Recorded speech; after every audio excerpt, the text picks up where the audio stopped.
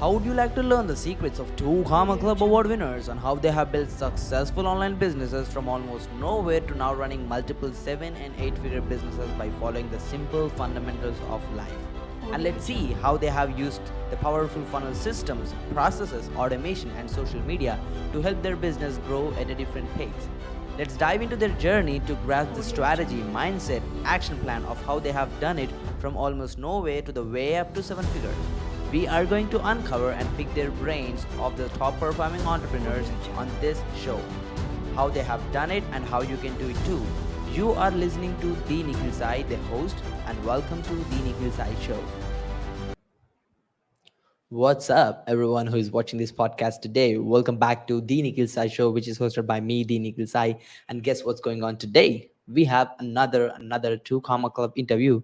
And guess who is the guest on this podcast today? This is one of the craziest guy when it comes to real estate, a gangster, you can call him that way. He's into the industry from almost 1989.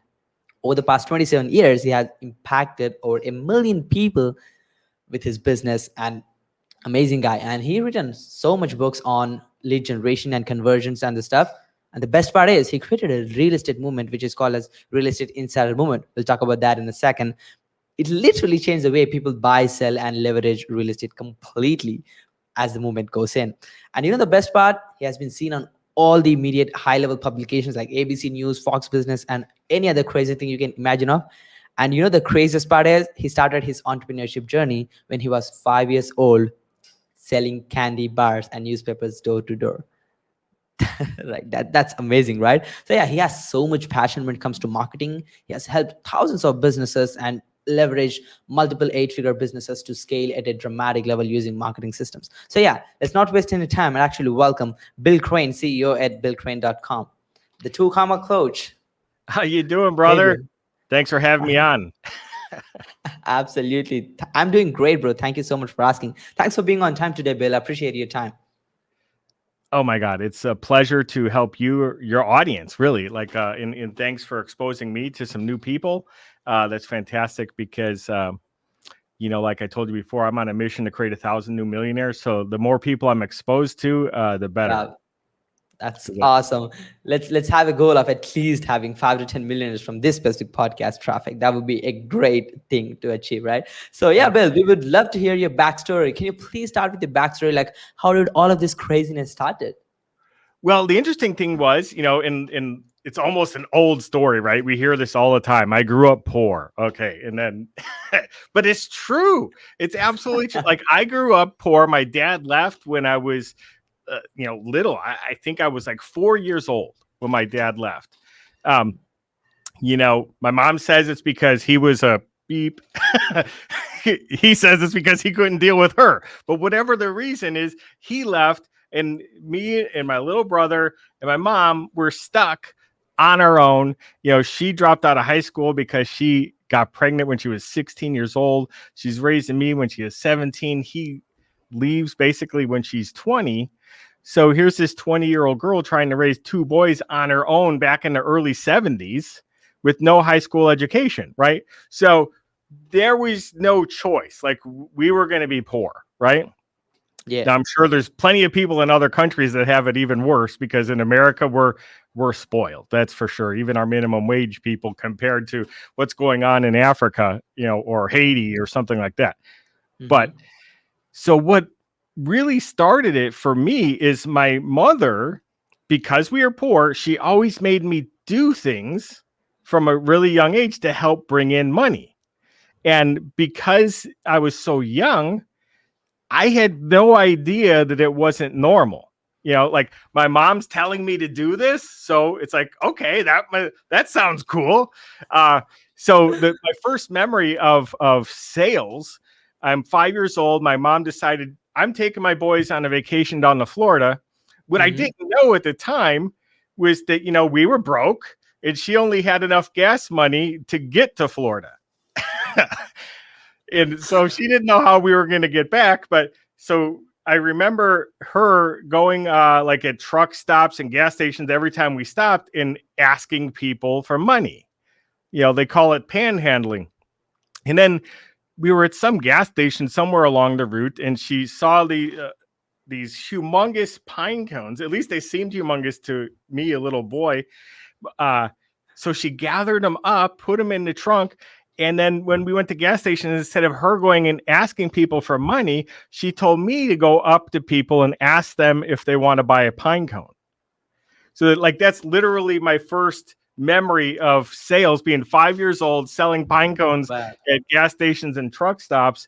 And then just all through my childhood, she always had us selling something. Like, I think she invented the thing where kids go door to door and sell candy bars to raise money for the band or whatever. Wow. That's incredible.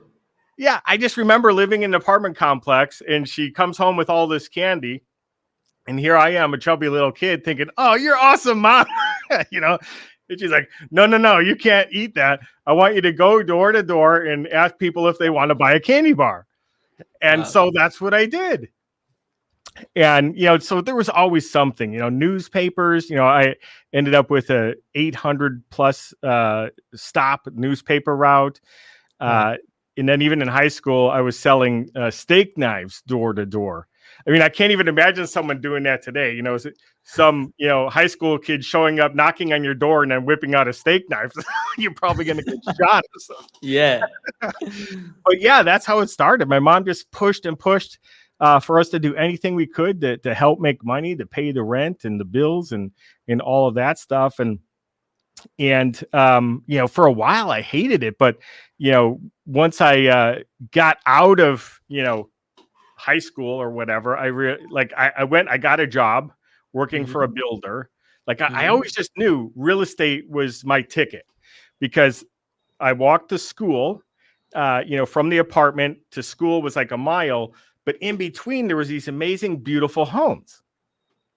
And I was like, I always asked my mom, how come we don't have a house like that? And she's like, well, we can't afford it. And then, you know, I saw all these infomercials back then. It was like Dave Delgado, Carlton Sheets, you know, talking about how you can buy real estate, no money down, no credit, no problem. And then I was like, Mom, this is awesome. We can afford one. See, you don't need any money. You don't need any credit. We're totally good. So I ended up buying one of those programs in high school. And then I went to work for a builder, and I quickly realized that I'm unemployable. So I worked for that builder for about a year, and I just hated it. You know, like I needed to do my own thing, just going there. And, you know, I didn't have to punch a clock, but essentially it was, you know, we're from 7 a.m. till 5 p.m. on this construction project. And it's like, I don't know. I just didn't feel free. I couldn't do what I wanted. You know, I learned a lot working for the builder. But eventually what I started doing is, like, all the homes we were building, because it was like a project, I started doing side jobs for those people, and I felt fulfilled. I didn't know at the time, but it was because I was selling that was the fulfillment, because I just love selling. And, you know, so at a certain point I was making more money on the side doing, like, you know, remodeling someone's basement, or actually not remodeling it because it was unfinished in the first place. Right. So just finishing. And so I just realized I have to just do my own thing. So I was about 19 and I quit, and I've never been employed since. I've been on my own. And, you know, I just don't know if I could take a job. I mean, it would have to be like a 7-figure job or something, which I don't think they're offering to people without some kind of degree. You know, yeah, for sure. Yeah, that's pretty awesome. So yeah, that's how it all started, man. Wow, Bill, so incredible. Like a 5-year little salesman, that's where you started. It's freaking amazing. And honestly, like, that's something every parent needs to teach their children from, right? They need to teach them the sales skills. I think that's really, really important, right? They don't let these young people be lazy because they have a lot of money in the bank. Never let do that. And I think I believe, Bill, those fundamentals which happen when you were young really crafted the mindset you have right now, and the way you look at money is completely shifted around, right? And the best part is, the best part is your entrepreneur spirit. It never lets you be in a job. You're making more money in your side job than your day job, right? It's just crazy. Yeah, that's how entrepreneurs really see themselves. Pretty interesting, Bill. Thank you so much for a quick story. It was really emotional and enjoyed it. personally so many learnings in that. So let's get into the next quick question, Bill. Sure. So yeah, you are a market leader when it comes to helping businesses scale, right? And you know wonderful opportunities happening around. So what do you think are the most lucrative market opportunities happening in 2021? Well, I look at it a little bit different way, and I don't know. I want to make sure I totally understand your question, because obviously there's thousands of different types of opportunities. So I think each individual person has to really look inside themselves and say, what do I do? What am I good at? What do I love? Like I always tell people, take a spreadsheet. Column A this is every single thing I know how to do. I mean, even if it's tying my shoes, right? Like I know how to do all of this stuff, and maybe there's 100 things. And then column B, how many people don't know how to do that? Like how big is the market? How many people are going to want to pay for that thing? And then column C is how much would they pay, right? And then kind of do some matching. And then whichever thing that is some sort of scale to where like, okay, I'm really good at this thing, but no one will pay for it. Okay, well, I'm pretty good at this thing, but everybody wants it and they'll pay a lot of money for it. Then that's the thing you should do. The mistake I see all the time in any business, and especially online marketing, I see it in the forums all the time. I've been in this group for a year and I subscribe to this software and it's not working for me. What niche should I do? Duh, like the thing you're good at. Like, why would you try to do a niche that like you don't know how to do? So like, I teach high ticket sales. Yeah. And I believe anyone can learn it. But if you're not willing to learn it, if you have such a fear of talking to people, and it's really going to eat you up inside to try to close them and get rejected, well, then maybe that's not the thing for you, right? Yeah. So like I just think that people need to really do what they love, because first of all, they're going to do it better, they're going to do it more. And one of the things is like you don't necessarily have to be the best in the world. I think you should believe, like at a certain point when you've got enough experience and you've done it enough, hopefully you're doing something that you believe in your heart that you're best in the world at. But even if you're not, you can outwork your competition, right? So, but you can't outwork your competition if you absolutely hate what you're doing. If you love what you're doing and it doesn't feel like work, like you can be above average, maybe not the best in the world, but the guy who's best in the world has a poor work ethic. So you're going to smoke him, right? Because you're going to outwork him. Yeah, absolutely. So that's the way I look at it. 100%. But to me, anything high ticket is, it doesn't matter if it's real estate, or coaching, training, selling watches. Like it's really hard to get rich selling something for $7. It's just, I mean, let's face it, that's tough. Even Apple doesn't do that. Their phones are $1,000, so, sell a lot of an expensive thing and you'll do good. That's a great learning curve for everyone who's listening this, right? And I think people should need to understand that choosing quality over quantity is one of the important decisions they need to make while they're running a business. And I believe, Bill, what you said is absolutely correct, especially in this online community. They look at the market trends and they try to change the niches which they don't even have an idea about, they don't even passionate about, and they just claim that it's not working when they are not even passionate about it. And I think that's what they should look at, what they're really good at. Will really people need this kind of products or services, and how much they can pay? Is that a high ticket thing which I can monetize on and just go around and try to sell it randomly? And it would definitely work out. That's amazing, Bill. Thank you so much. So let's get to the next quick question, Bill. You created an amazing movement around the real estate business you've been. We would love to hear the story on the real estate insider movement you created around your business. That would be so great. The movement has to do, there's a lot of moving parts to it, but it started out for real estate professionals, right? But then one day I realized, oh my God, like it can really apply to anyone, like whether you want to be an investor, regular homeowner, whatever. So the whole idea is, first of all, for the real estate professionals, is it came out of my frustration with the National Association of Realtors.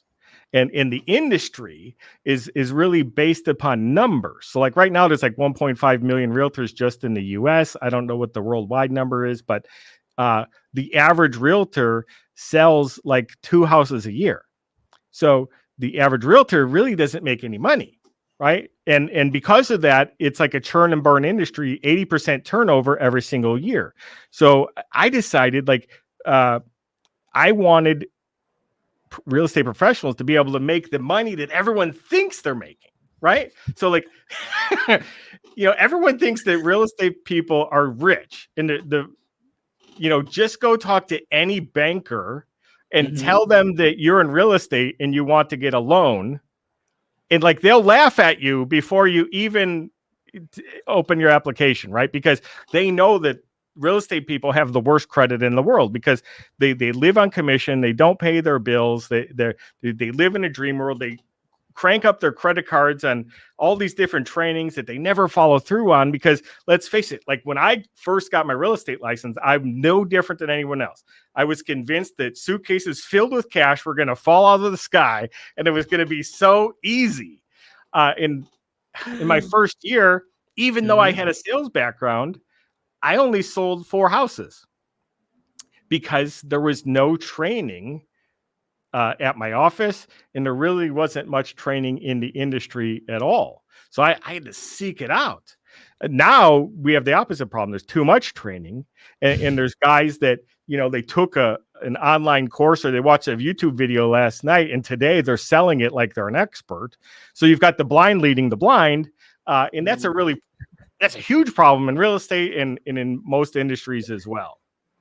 Yeah, absolutely. Yeah, I think there are a lot of misconceptions happening around every industry possibly, and most likely in real estate, as you just see, and you're just clearing them off and making the path so clear that everyone can see the unseen truth. And as you just mentioned, the blind leading the blind, it's a very deadly situation to see, and that happens almost every possible way, right? And your movement really is trying to avoid it, which is freaking crazy. And Bill, let's get into the next quick question, by the way. Yeah, this is something I personally want to ask. This is pretty amazing question. So what would you do if you're starting from scratch right now, like ground zero, your action plan to grow from 0 to the way up to 7 figures or multiple 7 figures, the way you're right now, like a quick 2 to 3 minute action plan? How would you do it? Well, let's say it's really 0, like you kidnapped me, put me in an airplane and pushed me out with a parachute and clothes. Like that's it. Well, the first thing I'm going to have to do is start talking to strangers, right? Because I don't even know where I am, but thankfully I landed in a city somewhere where there's people. And I know one thing for sure, every dollar that I'm ever going to earn is in someone else's wallet. So I have to talk to strangers, right? Now, so I'd be talking to them, finding out if they need help with the things that I'm good at, finding out what things they do need help with, and then anything and everything, whatever it is, if they say, yeah, well, I need help with this, hopefully that's something I know how to do, or I'm willing to go out and figure it out and solve the problem for them in exchange for some money. So like, that's where we all have to start. If we're really starting from 0, I see a lot of people, and by the way, I used to own and publish a direct response newspaper. One of the lessons I learned from that leads right into this question, because too many people throw good money at bad messages, right? So advertising or marketing, it's really the same thing. It's part of the same family. The only reason to advertise or market is to create an opportunity to sell. Now, most people advertise or market, in other words, like they'll buy Facebook ads today because they don't want to talk to anyone. And because they don't want to talk to anyone, they don't have any experience selling. And because they don't have any experience selling, they don't have any experience closing. So it's a huge catch-22. If you don't put in the time to get good at sales and closing sales, then why would you spend money to cause people to reach out to you? And then I've seen some sales calls, like the people, they're not idiots, but they come off like idiots because they don't take the time to prepare. sales is probably the highest. It's probably the second highest paying thing in the world, and the number one thing is negotiating. But it's an experiential game. You know, like Tiger Woods. I remember there was some ad a while back, probably 10 years ago, and it was like before a Masters, and they captured him, you know, at 4 a.m. swinging and hitting balls at the golf course. And they said, Tiger, you're the number one golfer in the world. Why are you out here at 4 a.m. hitting balls? And his response was perfect. He said, I get paid to practice. The game is just for fun. And that's the way we have to think about it. So like, if you want to be good at sales, you need to be role playing, even if it's with yourself, imagining going through the situation. Hopefully you have a friend or a family or a colleague that you can role play with. And ultimately you're practicing on your potential customers. But I would advise to practice on people who aren't potential customers first, because that's expensive, right? Because if you give them a bad impression, like there's like probably no way you're ever going to overcome that. So that's where I would start, is just get out there and doing it. I also saw an interview once with Robert Duvall. He's an Academy Award winner, and they asked him, you know, Robert, if I want to get really good at acting, what do I do? And he said, act. You know, simple as that. It's just simple. And it's the same thing. So if we want to get good at business, then we have to do business, and we don't get to do business unless we sell. So like, get out there and sell. Just talk to people. Like, and even if it's like people, like, instead of going in with fear, like what I tell the people I'm training is like let's say you don't want to get rejected, but you know you need to practice. You know you need to put in a time. Well, then call on people who you're pretty darn sure don't want what you have, right? Yeah. Because then you're going to get really obnoxious sometimes responses and objections. I mean, people will tell you what to go do with yourself if you're trying to close them and they don't want what you're selling. So you build that thick skin and that experience, then you shift. Now you're calling on people who you know for a fact want what you have. And that's the real magic with high ticket. Like any super high ticket closer never talks to anyone that they know doesn't want what they have. Like, it's like, I know you want a jet, so I'm calling you and I'm going to sell you a jet. Like, if they want it, it's amazing. You know, if you call, it doesn't matter if you call them, email them, whatever. If you reach out to them when they want what you have, they're almost like, oh my God, are you spying on me? How did you know I wanted that? You know, it just becomes so much easier. Exactly. Yeah. Wow. Well, that's just a real action plan. Way to go, my friend. That was just amazing. So everyone, it has a real action plan on how you can monetize from almost being no one, like a random person, to actually start making some bucks, where you can rinse and repeat the same process over and over, increasing your prices of products and services to make it more quality output. I think that's amazing, Bill. And Bill, you're the king when it comes to high ticket sales. You have trained thousands, if I'm not wrong, tens of thousands of people on high ticket sales. We would love to hear like five quick tips on what they should be doing while closing at a higher ticket price point, like 5-figure or more usually. Well, the number one tip is just raise your price. Like, literally, like, it's funny. Like, if you take two cars, like let's say you got one Mercedes that's $50,000 and a different Mercedes, exact same car that you can get for $40,000, which one's worth more money? Like, obviously, like, people now, they're going to think that the $50,000 one is worth more money. And then what they're going to do is they're going to go to the dealer with the more expensive car and try to get him to sell it for 40. You know, instead of going straight to the dealer that's already dropped his pants. So when you're giving something away, people automatically think, well, if he doesn't even think that it's worth it, then why am I going to think that it's worth it? But when you price your product or service like a piece of fine art, people treat it like a piece of fine art. They automatically think that it's worth more money. Now it's up to you to totally over deliver even on that. You've all heard the old saying is, under promise and over deliver. I say over promise and yet still over deliver. Like our customers should be thinking to themselves, come on, Bill. They're like, there's no possible way you can do what you just said. Like, there's no way you can. And then when they hire you, they're like, oh my God, like you gave me so much more. I feel like I ripped you off. Like, I want every one of my customers to feel like they ripped me off by the time that they're done with the transaction, even though they paid more for my product or service than anyone else was offering theirs for. That's the way I look at it. So another tip is only sell to people who want what you have. Once you've got the experience, like try not to practice on your gold, potential clients, right? Because like they say, there's only one chance to make a first impression. So like if I'm, trying to sell, $1,000 pen to somebody, I'm going to try to sell that to someone who only uses pencils, because at the beginning, I want to practice on the people who absolutely don't want what I have, because they're going to give me the hardest objections. Then when I go after the people who really want what I have, it's going to seem so easy and pleasurable and fun, and it's going to make me want to do it over and over and over again. Yeah, absolutely. Wow.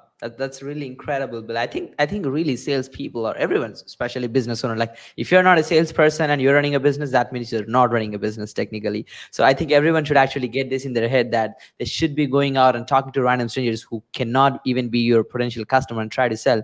They give you the hardest objection you cannot even imagine of, and that makes you so much uncomfortable. And when you hear a real objection, that becomes so easier to actually handle it and pretty much close every single time. I think that's amazing. That's wonderful, Bill. Thank you so much. Yeah. Like when I first started in real estate, I was there for like 4 days, and I went into the broker's office. I'm like, hey, Ed, like I know how to sell, or how to sell. I've already got my own construction business, but I want to just do sales full time. Like, and I started Remax. I'm like, you guys are the biggest and best. When does the training start? And he was like, what training? What training? And I'm like, well, no one to handle. You got to tell me what to do, man. And he went like this. Imagine this is a phone book. Open it up and start calling people. That was my training. Yeah.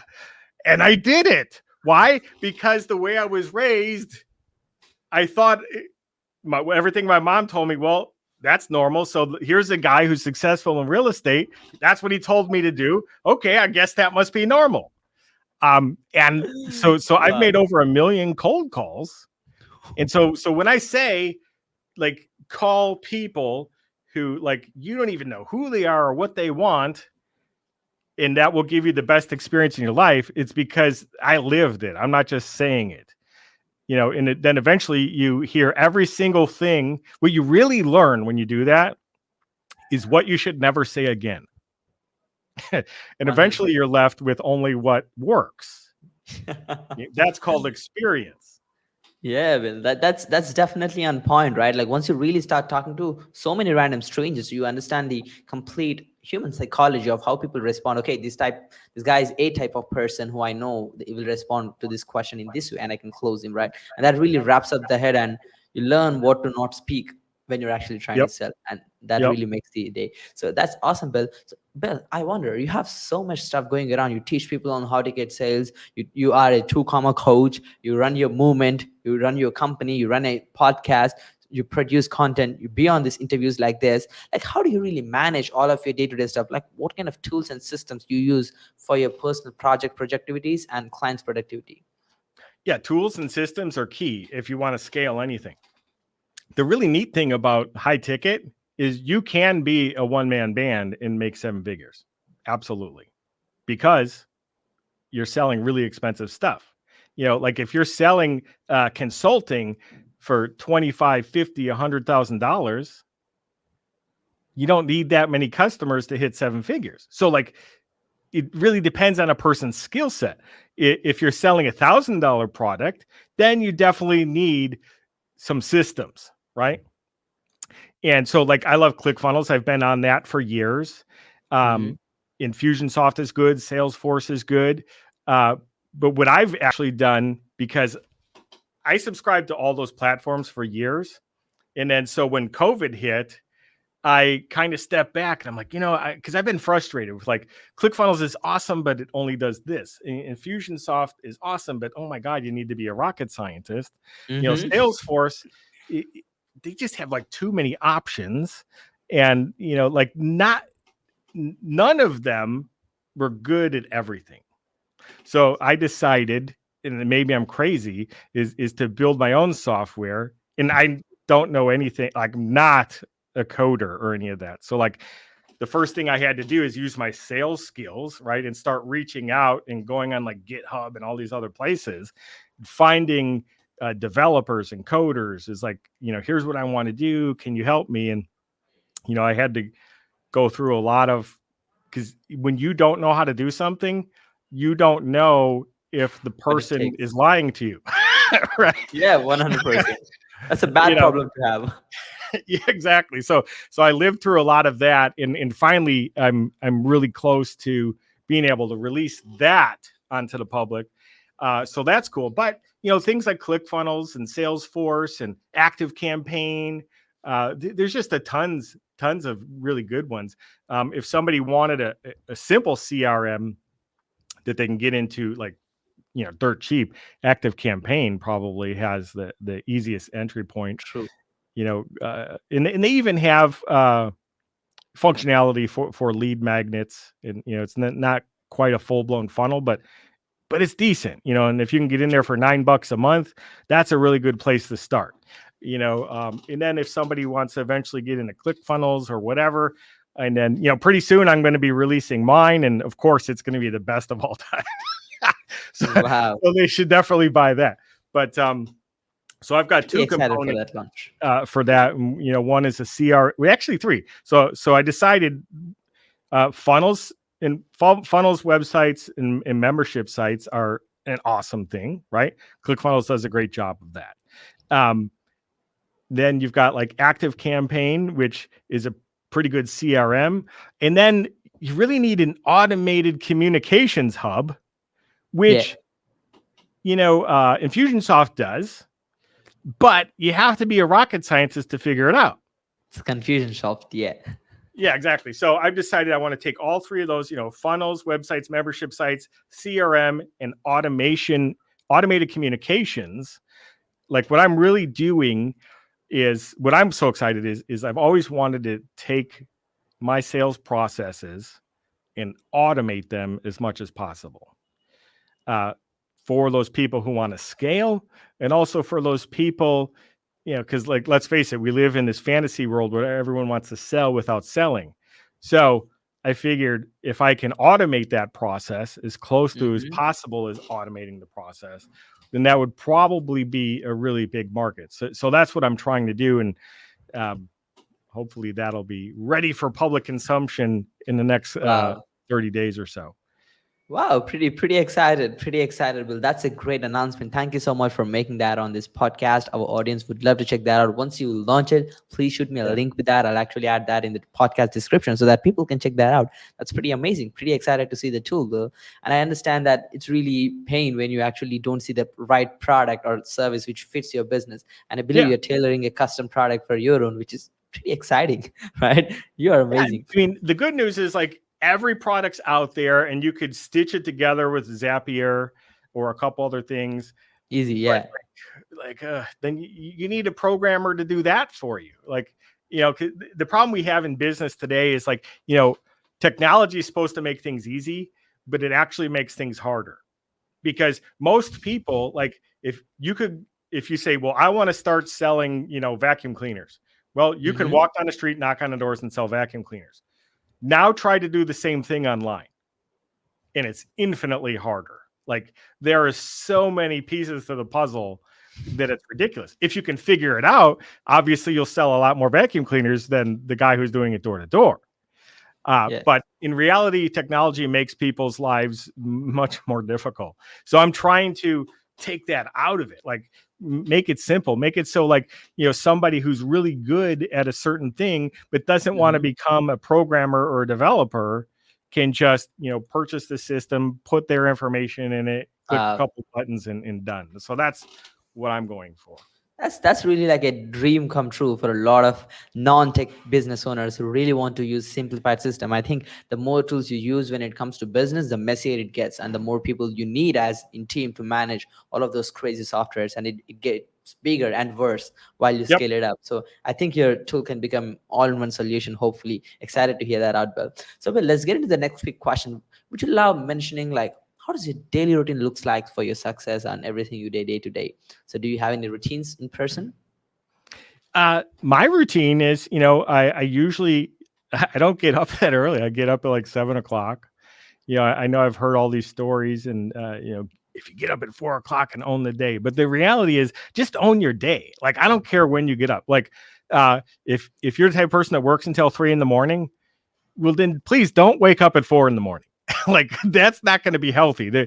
I can't remember the guy's name, but there was like some kind of Chinese or Japanese billionaire a few years ago. He died at like 43 years old in perfect health and they said the only reason was because he got 3 hours of sleep a night for a whole bunch of years, and that was just it. His body said, "Okay, I'm done." Oh, So you just can't do that. You've got to get your rest. Let your body tell you. Like me, sometimes I'll put in a 24-hour day. I'll get up at 7 a.m. and like I'll be into something, and I'll just work all through the night. And at 7 o'clock in the morning the next day, I'll crash, and I might sleep for 12 hours. At that point. But it's need like, that. but I have learned that like if I stop the momentum, it's really hard to get it back again. So what I tend to do is, like I have a morning routine. Like I have a swim spa. I don't really swim. I use it for a humongous hot tub. So I get up, I go chill in there for like an hour. It's amazing. Wow. I watch birds and whatever flying around, and Nature. I Wow. just it's like meditation, and then I get up and I go after it. I I want to add like an exercise program because obviously anyone who's watching this can see I need to lose a few pounds. But I haven't added that yet. It's something that maybe by the next time we do this, maybe I can report that to you. But that's it, man. I just get up and do my, I guess you would call it, meditative thing in the hot tub, and then I just go to work. Um, Wow. Wow. and, Wow. and that's it. Absolutely. Yeah, that's pretty simple, Bill. And I see a lot of people crazy, day routines and stuff like that, which are not like a perfect fit, right? They're a night Mhm. person to try to wake up at morning, and they seem that doesn't work. And I believe what you mentioned is really amazing, which is winning the day is important than your daily routine. Like if you're waking up no matter the time, and if you're getting the day to a win situation, I think that's more than enough. And I agree on the point you mentioned, that momentum. I really want to stress on this keyword. I think that's so important, right? When you win every day, I think that momentum keeps on growing. Once you stop that, it's just going to Yeah. go crash down, and you cannot fix it once again. It really takes a lot of time and effort for sure. Yeah, and on Yeah, the flip amazing, Bill. side, like if everything's going okay, and it doesn't matter what time it is. It could be 3 o'clock, 5 o'clock, it doesn't matter. Like if I feel like, you know what, I'm good. Like then I'll go like do something else. Like I just kind of let my inspiration dictate what I'm going to do for the day. Uh, Yeah, and I'll be honest, sometimes I'm not inspired, and I'll watch Netflix for 3 hours. I'm not proud of it, but it's like, you need it. sometimes you need to marinate Exactly. on whatever thing is you're working in, and then the answer will come to you. Yeah, absolutely, Bill. That really makes a lot more sense. Money's Yep. calling. Let's go catch some after a few questions. We do have a few more questions if you have some time. Yeah, absolutely. As much time as you need. Absolutely. We love the momentum here My going on world's in this largest podcast. coffee cup. I think this is like half a pot. Wow, that's awesome, Bill. So let's get into the next quick question. Bill, what would be a suggestion to a 20-year-old you or someone who's just getting started in business right now? Oh man, just don't let anybody tell you no. I've been really good in my life of not listening to people who told me no.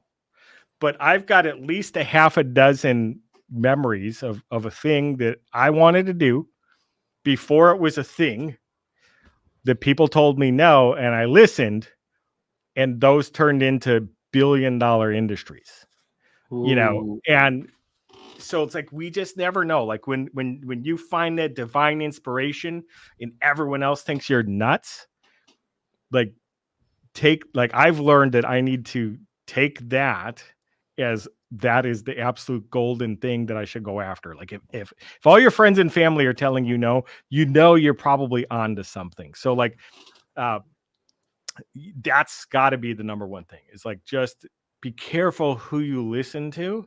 If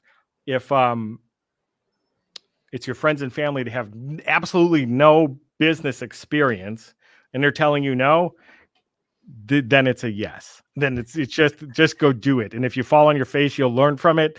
But probably that was the golden opportunity that you're going to look back on and say, why didn't I do that? Why did I listen to you? I mean, that's just how it works. Yeah, that's one of the worst regrets we'll ever have if we, and I believe never listen to your friends and family. That's just my Yeah. personal opinions too, right? Because again, it's not their mistake. It's just that they don't know, right? They're Yep. not in the expert, right? So how could you expect a great answer or a great suggestion from them? So better not to ask them. The way I look at it is like every time the universe is saying, hey, there's that guy Bill. Let's give him this opportunity. And I said no. Universe is like, okay, we'll give it to him. Yeah, that's just how it works. Don't miss that. Exactly. Yeah. Yeah, that's real true. That's real true, Brady. There are so many people who have billion-dollar ideas that's just procrastinating. That okay, what if this goes wrong? My family is not okay with this. My friends are not okay with this. My colleagues say this is not going to work, and then see same similar person who have the same wavelength and idea booming the business to $1 billion valuation in 3 months, 3 years of launching, and it drives crazy, and it's a great regret, right? So Yep. that's just not a great place to be. Pretty amazing stuff, Bill. So let's get into the next quick question. What are your life's biggest achievements so far and any next bigger goals? Well, my answer might be different than a lot of people's in business. Like my greatest achievement really is my family. I'm married to my high school sweetheart.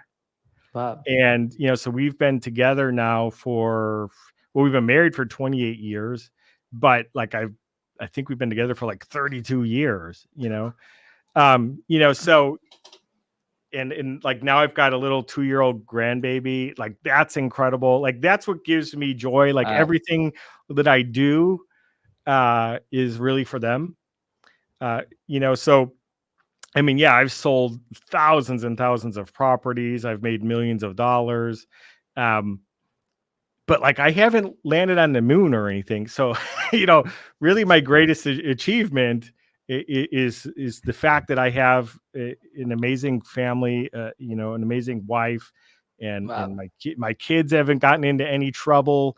There's no drugs, alcohol, any of that stuff. So like they all have all of their fingers and toes. It's like, and my oldest is 28, and so he's doing well. He's actually got a government job, and so like I mean that's it, man. Like some of this Happy for you. financial stuff that we all shoot for is it doesn't mean anything. Like that's not going to be my legacy.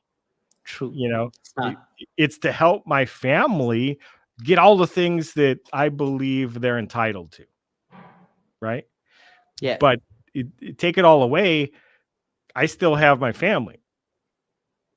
Like money, like they say, money doesn't buy happiness. Well, I mean, it buys things that make you happy.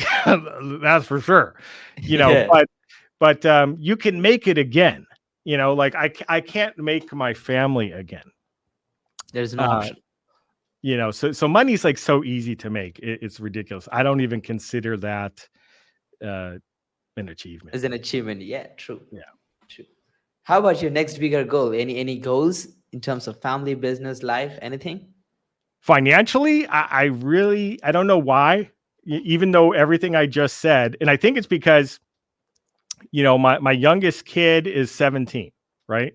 And now I've got a granddaughter.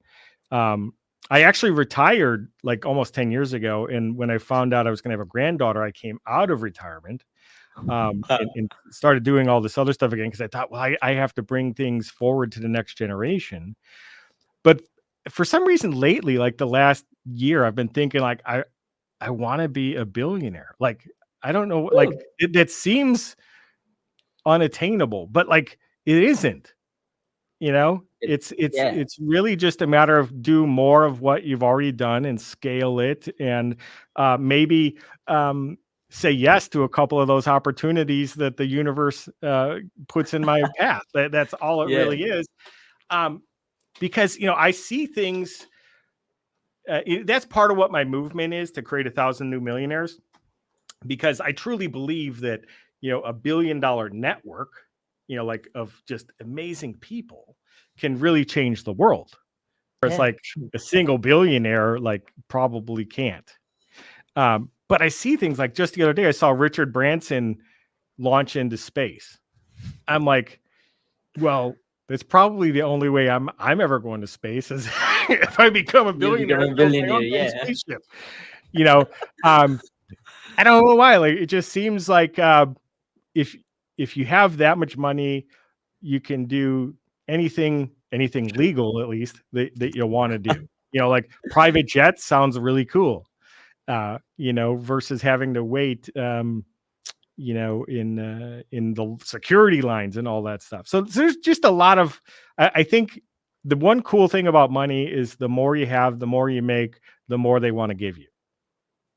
Like Absolutely, Bill. I that's definitely agree. Yeah, that's an amazing answer, by the way, Bill. And I believe like money is something really important that everyone needs to have and needs to make over and over, and it gives them a lot more opportunity and options, right? Like if you have, let's say, $2,000 budget, you will look for the mobile phone you want to buy under $2,000. If you have a $10,000 budget, you have 100 more options, right? So that gives you yeah. the opportunity to have a bigger vision on what you're going to get in life for sure. So I think that's a really important key that people needs to learn while they're starting a business and growing it. So let's get into this question, Bill. I'm really excited to hear this out. What was your biggest mistake in your life? Oh, geez. There's been so many. But my biggest mistake, uh, there was a short time when I was separated.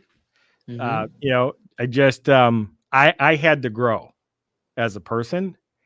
And so, I was fighting with my wife all the time. I was trying to scale my real estate business, and I was I was doing that thing where I was getting 3 hours of sleep, for probably a year. Uh, Ooh, and I was just trying to force everything, right?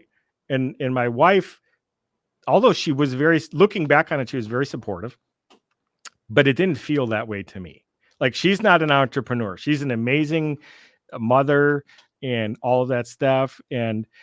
But she's not an entrepreneur and she wants nothing to do with business. So to me, that felt, not being supportive.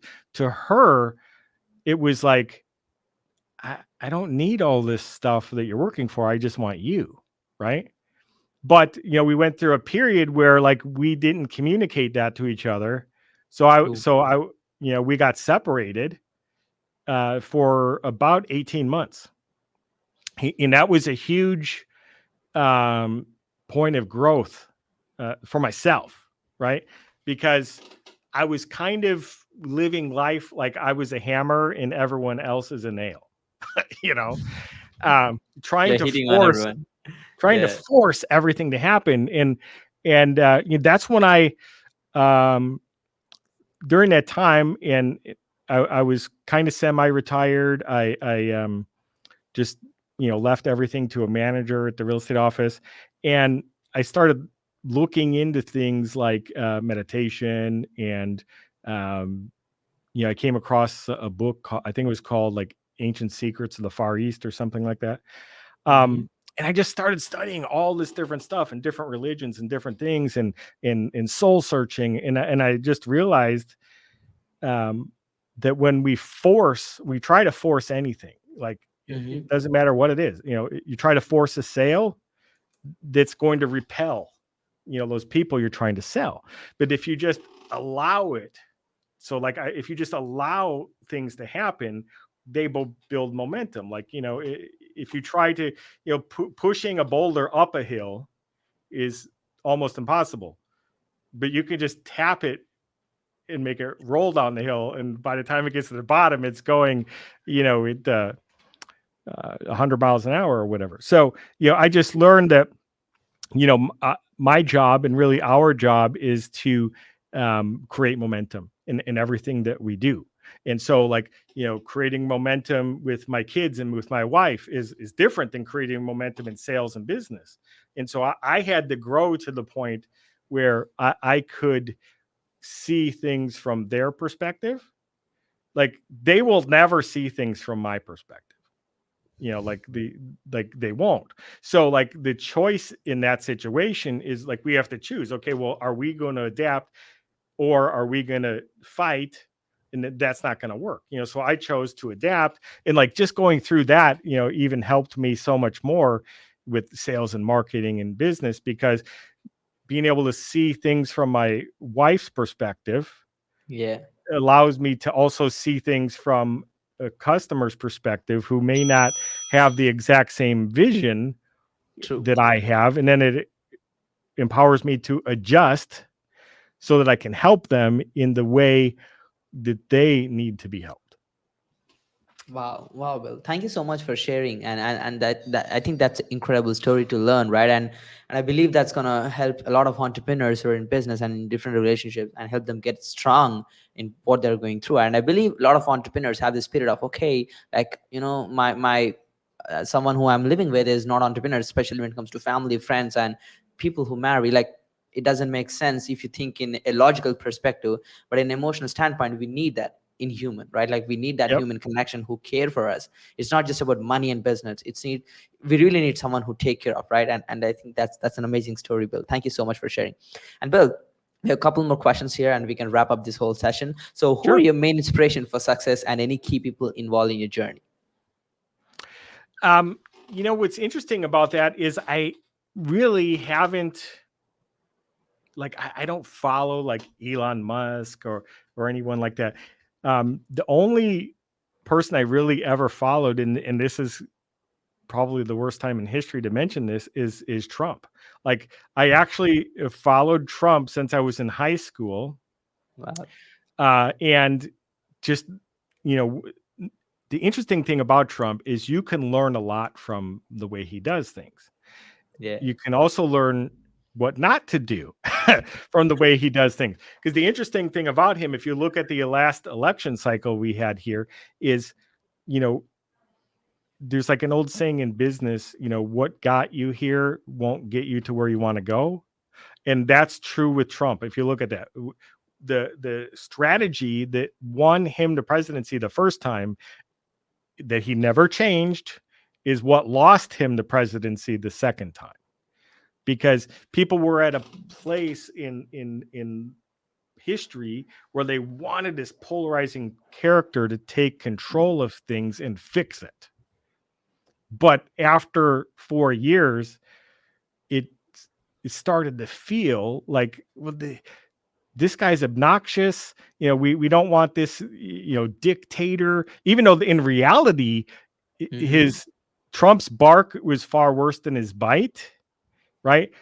Biden is way, way more of a dictator than Trump ever. However, Biden is a soft talker. He talks like he's your grandfather. Like I can watch a Biden speech and I can think that is absolutely lying to me, but it feels so good.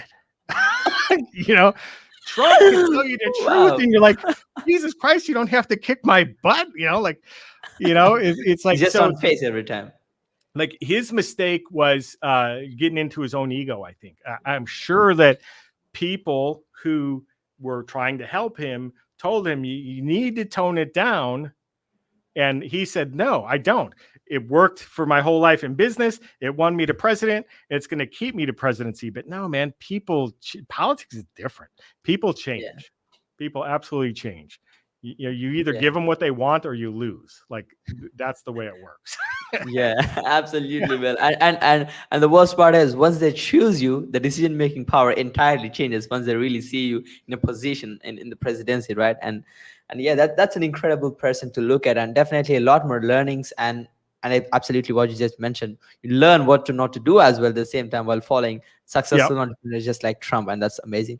And Bill, you're an amazing entrepreneur. We see like crazy stories, high ticket selling, scaling businesses, building systems and processes. Where can our audience find you mentoring? They can go to a couple of places. Go to billcrane.com, or they can go to 2commacoach.com. And if they go to 2commacoach.com, they're going to see all kinds of success stories on there in video. And they can apply for my help if they want to. Wow. Or they can go to billcrane.com, and it's kind of like a bio. It's a hero page, whatever you want to call it. Mhm.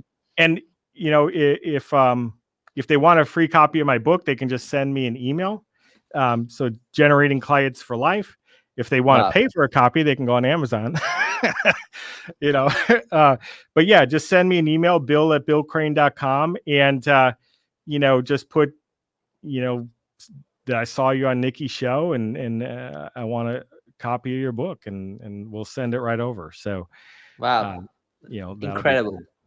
Thank you so much, Bill. Appreciate it. And yeah, definitely I'm gonna post billcrane.com as well as 2commacoach.com in the comment section as well as description so that people can find it. Amazing. Thank you so much for giving us a chance to my audience can meet you, by the way. So Bill, any last word before we conclude the whole podcast session today? Go after what you want. Like, don't let anybody tell you no. Just figure it out. There's obviously coaches and mentors like myself that can help you shortcut the learning curve. And that's awesome. Like, if you've got the money to invest in that, it's like, it took me, I'm 50 years old now. So it took me my whole life to get where I am today. I can help people get there faster because I've learned through it. Have lived through it. That's the only reason to hire a trainer, a coach, or a consultant, is to help you get to where you want to go faster. If you can't afford that, then the choice is simple. You just go out and you do it, and you might get lucky and you do it right the first time. You probably are going to fall on your face, and you're going to have people reject at you or slam doors in your face or hang up the phone on you or call you names in languages that you don't speak, but that's what makes you stronger. Like, don't take it personally. Like, all they're really saying is, no, I don't want the thing you're selling, and then that's all they're really saying. So, and like, in reality, I break everything down into steps. So like, when I learned that when I was cold calling to get listings, like when I first started, I thought for sure, well, the reason I'm calling is to take a listing, right? No, that wasn't the reason I was calling. The reason I was calling, as it turns out, was to find out who wanted to list their house and who didn't, and take all the names who didn't off the list. And then I'm left with a list of people who might want. Like, qualification. like that's all it really is to it. So like, don't take anything personally. Decide what you want. There's nothing more powerful than a decision, but indecision will absolutely kill you. Wow. That's a great last sentence. Thank you so much, Bill. I think that people should really understand this, especially business owners, right? Whenever you're trying to sell your product and service, they're not hating you. They just don't want your product and service at the point, right? And it's just like, you don't want to down yourself while you're actually getting rejections. Is totally fine. You need to build up the confidence, build a great product and service, and see if people want to pay for it, and then you scale it up. And again, Bill, Thank you so much for this amazing opportunity, and thank you so much for spending almost an hour time with us on this podcast today. We really appreciate it, and the value, the learnings, the learning curve you gave us with your 50-year experience, which is freaking awesome. And the way you look at things is completely different than way other entrepreneurs look at things. It's really awesome, and the vibe you maintain, it's just at a different level. Appreciate your time, brother. And Thank you hopefully, so much, guys, brother. thank you, Go ahead. thank you. Appreciate it. So hopefully, guys, everyone enjoyed this podcast session. Make sure to check out billcrane.com as well as 2commacoach.com to contact Bill. Make sure to email him so that you can get a free copy as you have listened so far. And I think that would be a great asset you can actually go through for sure, right? And again, guys, stay tuned for the next interview. And thank you so much, Bill. Have a great day. Peace. Peace.